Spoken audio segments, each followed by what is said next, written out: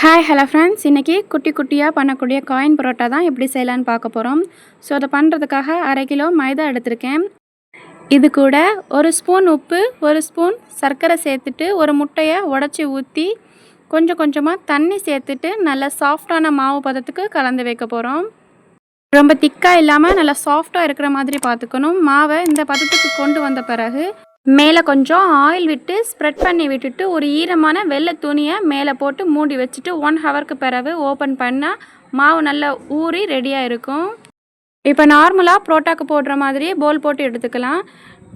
Coins parotta இல்லை, அதனால் சின்ன சின்னதாக தான் போட்டு எடுத்துக்கணும்னு நினச்சா அதிக நேரம் எடுத்துக்கும்.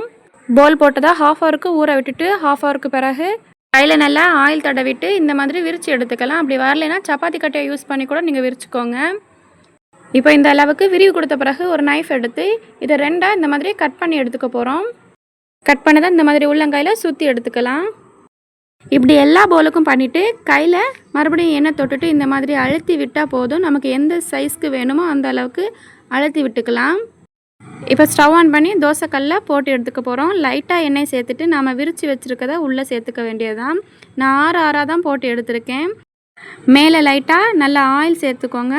இப்போ திருப்பி போட்டுட்டு 2 பக்கமும் நல்லா வெந்து வரணும். ஒன்ஸ் அகைன் ஆயில் சேர்த்துக்கோங்க.